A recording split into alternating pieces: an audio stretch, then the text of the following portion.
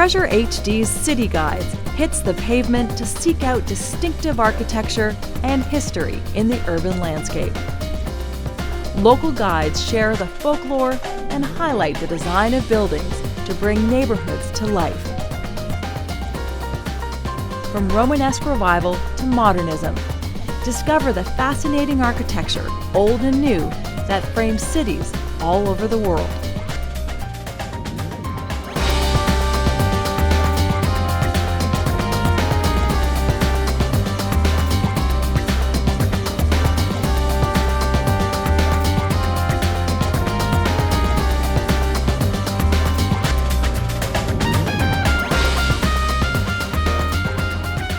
Today, City Guides visits the original heart of Toronto, what was historically called the town of York. The area was defined by its proximity to Lake Ontario's shoreline and the Canadian Railway, two of the main methods of transportation of goods. In the late 1800s, this became the scene of a budding commercial district, with King Street as one of its main thoroughfares. With a growing number of factories, industry and commerce had found its home base. In the course of 100 years, the 19th century saw Toronto transform from wild, untamed land into a notable landmark city in the region of Upper Canada. Hello, my name is Louisa, and I'm in the historic part of Toronto, formerly known as the town of York.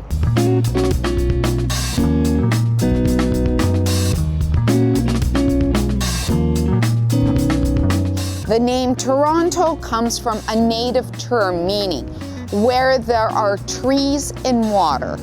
Some also say that it means a meeting place. The boundaries of Old Toronto are George Street to the west, Berkeley Street to the east, Front Street to the south, which was historically the old shoreline of Lake Ontario, and to the north, Queen Street. Behind me, I have three beautiful original buildings from the 1800s. Two are Georgian, one is Second Empire. The first building in this row is the former Bank of Upper Canada. The land was purchased by Sir William Campbell for £250 in 1822. In 1825, the land was sold to the family compact for £500. Campbell had managed to flip the real estate within 3 years and double his investment. The Georgian structure was built in 1827. The architecture was designed to emphasize the character of a bank. It is solid in appearance with its two-story block build using Queenston stone. The original roofline was a low hip style. Now it has a mansard roof with pierced dormers. It makes a clear statement of strength and credibility through its facade, with the pronounced portico and Doric columns. The concrete stairs draw attention from the sidewalk toward the front doors. The establishment of the Bank of Upper Canada helped usher in a prosperous era for trade and commerce. By 1828, the population grew to 2,235. Not long after this, followed the construction of colleges, hospitals, and churches. The town of York was becoming an established and dignified community. From this building, we're going to look at another Georgian building, which is the building, the red brick building just behind me.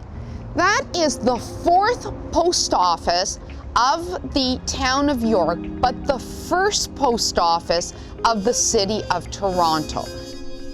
This next example of fine Georgian architecture is the former home and post office of James Scott Howard. During the Rebellion of 1837, he was accused of being disloyal and subsequently dismissed. The building was sold and used for multiple purposes. In 1978, the property was purchased by a couple who restored it and converted it back into a working post office. It is still in operation to this day as the oldest post office in Toronto. This Georgian-style building is made of red brick. The symmetry is achieved with the balanced layout of the rectangular windows. On the main floor are two entrances that equally divide the facade in half. One entrance was for the post office. The other would have been for the postmaster's home. Both doorways have a small portico supported by Doric columns. The Catholic Church purchased the block of buildings transforming the three detached structures into what now looks like a collection of row buildings. The Christian Brothers renovated and established the De La Salle College for Boys in 1871. The building included a library, classrooms, and a dormitory. The buildings have now been repurposed as offices. The center building was done in a Second Empire style by well-known architect Henry Langley. In 1874, all three buildings were aligned. This is why there is now a mansard roof on a Georgian building.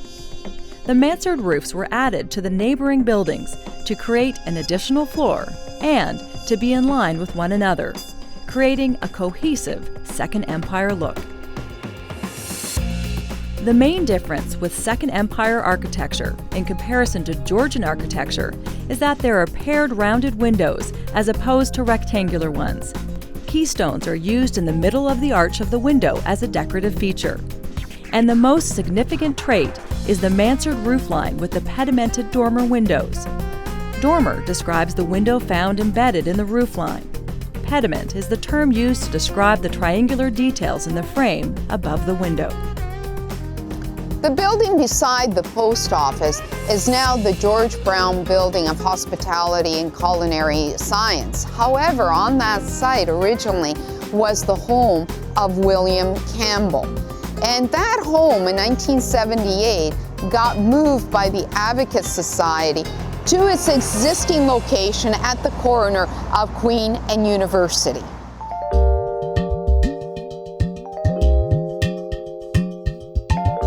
The Campbell House is an example of late Georgian architecture. It was the residence of Sir William Campbell and his family. He was a judge of the Court of King's Bench and well known amongst the important families of York.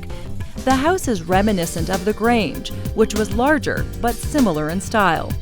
Built of red brick, it had a large pediment with a bullseye window. The proportion of the house appears more narrow as seen in the long rectangular windows and the overall narrowness of the front facade, emphasizing the verticality of this house. Inside are elegantly appointed rooms that have been maintained as a museum and a space for special events. From its grand entrance to its many different rooms, it is easy to imagine what this residence would have been like in the 1800s. Up next, City Guides discovers the story behind Toronto's nickname, Hogtown.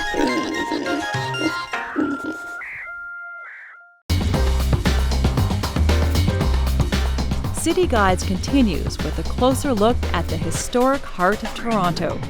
From 19th century buildings to modern-day repurposed spaces, see how this landmark neighborhood helped transform a city. The building behind me is a perfect example of industrial architecture.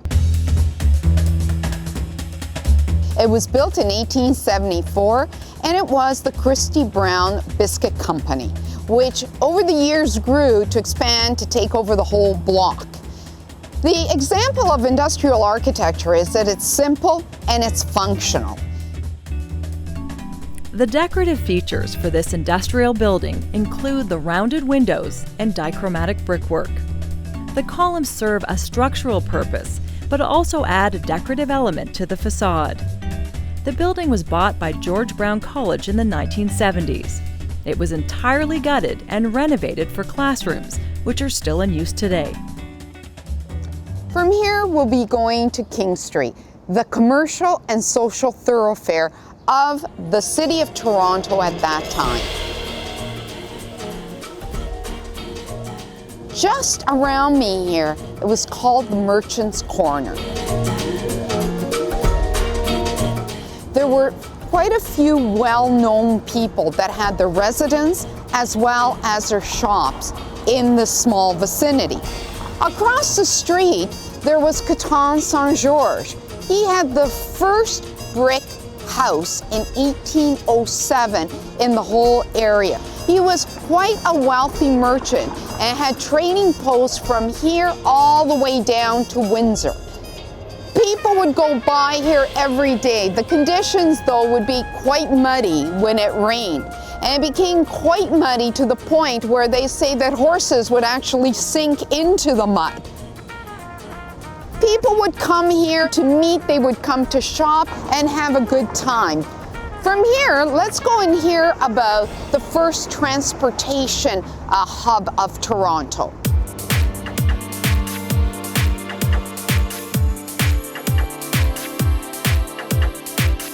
Public transportation in the city of Toronto started in 1849 with a bus stop where Bloor and Yonge is right now. So it would have been horse-drawn stagecoaches from the village of Yorkville to the St. Lawrence Market back and forth. 1861 is when the Toronto Railway Services actually started. And the horses would have pulled streetcars along tracks. So the building behind me would have been horse barns. It's a red brick building, 3 stories, took over most of this block, very functional. One of the architectural details are the layered bricks, which create a drapery effect. The facade has a fortress-like appearance with its block-like shape and the small towers seen on either side. By 1892, the building was gutted to become the powerhouse. Electric streetcars replaced the horse-drawn cars, and the power needed to operate them was sourced from nearby Lake Ontario. It eventually became a garage for the streetcars, where they could be serviced and cleaned. This continued until 1976, when the building was purchased for theater space. The Lorraine Kimza Theatre for Young People is an excellent example of a repurposed space. Over 30 years later, it is a successful theater company with 2 theater spaces. Across the street from the Lorraine Kimza Theatre for Young People, we have another example of industrial architecture. It was the pork processing plant for William Davies and Company.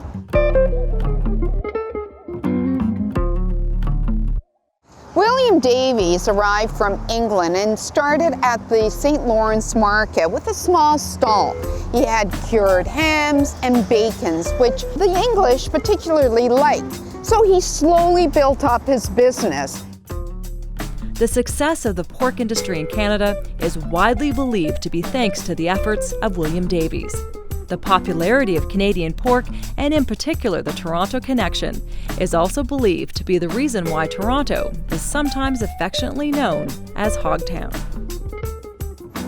The building that you see is a typical industrial architecture. What you see is the red and the yellow brick, again for decorative purposes. Lots of windows in order to bring in the natural light. And also you see the piers, or those columns, which are both decorative, but they are also structural. The building was renovated in 1871 and bought by J.J. Taylor and Company, which was a SafeWorks company. J.J. Taylor eventually became Chubb Canada, a well-known insurance company that operates to this day. From here, we'll be going to the St. Lawrence Market, where William Davies actually started his business. Come with me.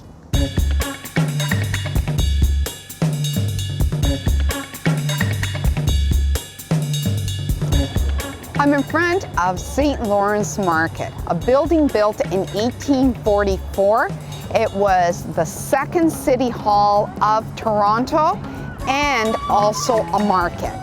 As the second city hall, the only remaining original element is the facade, which appears as a square outline done in pale brick. The original Gothic design included a pedimented center and 2 wings flanking either side.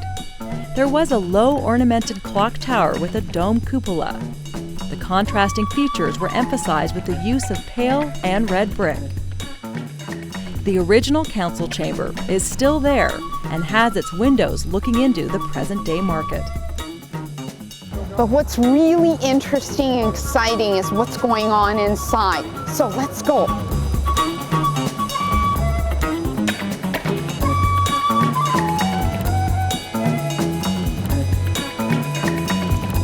It's a building that was built in 1844. And the shoreline would have gone right behind the building. So we would have had both the market, the second city hall, the council chambers. Downstairs we would have had the prison, the police court, and just behind here we would have had the fish market, where the housewives would come right to the end of the building and onto the boats to pick out the fish for the day. Over the years, this building was going to be demolished. However, the people of Toronto love it so much that they insisted that it be kept on as a market area. As a matter of fact, John Graves Simcoe, who was the lieutenant governor at the time, had laid out about 6 acres of land to be a market area for the long term, not just the short term. Today, the St. Lawrence Market is a wonderful and eclectic combination of butchers, food vendors, and artisans. It is an attraction for both locals and tourists alike. Next on City Guides, discover the colorful history and architecture of a grand old hall.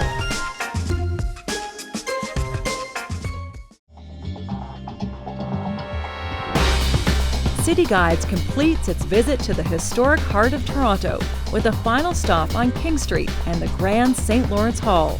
It is a rare example of both stunning architecture and rich history.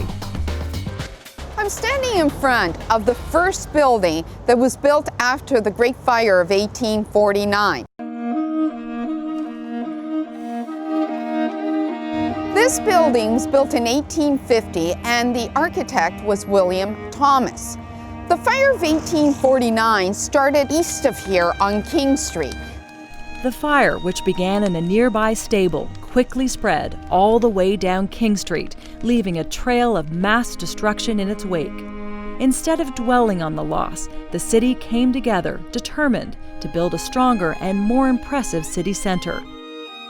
Since Toronto was becoming a prominent city and an increasingly significant economic hub, it was decided that a special gathering place would be the first to be built. And so the St. Lawrence Hall was constructed in a beautiful Victorian, classical Renaissance style. Its facade was designed to intentionally make a grand statement on King Street, amongst the busy commercial thoroughfare. People just could not believe that Toronto, in a mere 50 years from a tiny colonial British outpost, on the vast shores of Lake Ontario, in the middle of nowhere, in the year 1800, had 200 people. A mere 50 years later, we were having these grand marbled halls with chandeliers being built. And the very first person to speak here was Frederick Douglass, the great abolitionist. He was an American freed slave who bought his own freedom, and he founded the Underground Railroad. So when he came here, and it was a real choice by the city fathers at the time, that who will be the first person to speak in this grand ballroom that we have, and when they chose him, it was perfect. Canada had abolished slavery, as far back as 1793. So to have Frederick Douglass be in these hallowed halls, to be the very first person to speak, spoke a lot about what our city was going through at that time. Across the ocean, one of the greatest stars of her day, Jenny Lind. And she comes into fashion around the same time this hall is open. And her manager was P.T. Barnum, who was the father of modern PR. And he really knew how to sell tickets. So what he started to do when he knew that this hall was opening, he said, I'm going to start planting stories in Toronto newspapers about this great singer, Jenny Lind. So here was this woman who no one had ever heard of, let alone heard her voice, yet they were selling thousands of tickets. So she did 2 concerts here in 1851, and it really did change how we perceived entertainment in this city. Anybody who was on the circuit at the time would have come here. Finally, Toronto had a great hall, a music hall where these great stars could come. There were no great theaters in the city until the building of St. Lawrence Hall.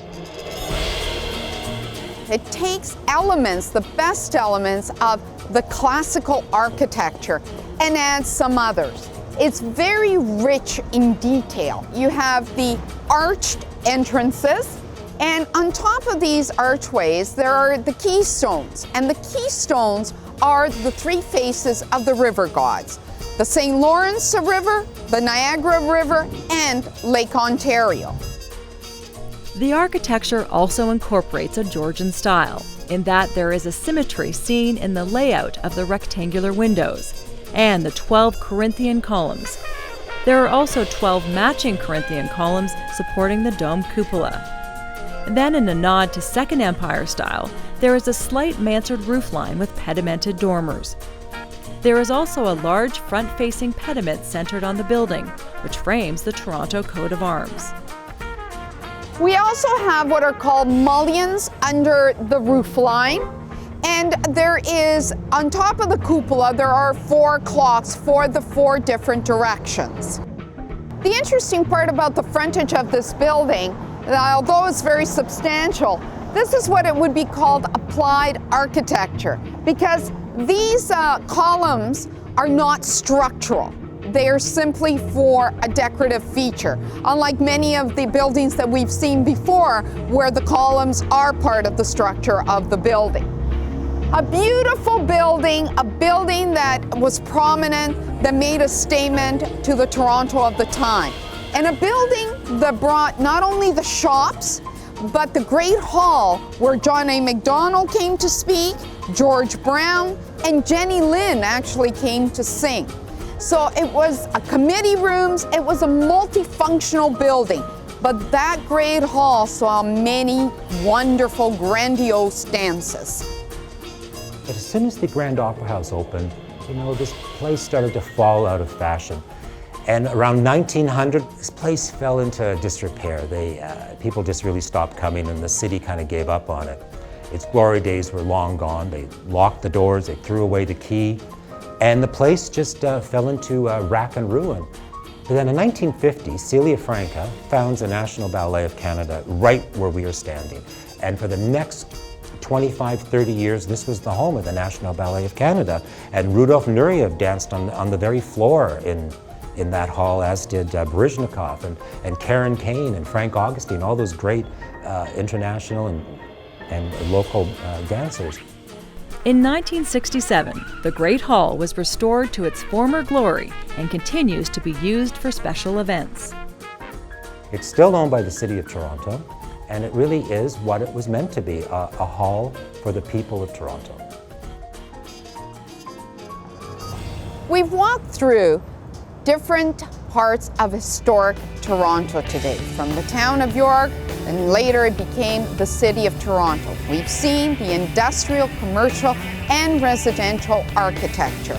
And even though Toronto has grown into a very significant city, it still retains its charming character. The preserved historic buildings tell the story of a city's humble beginnings. The early settlers' visions and appreciation for architecture survive and flourish in the historic heart of the City of Toronto.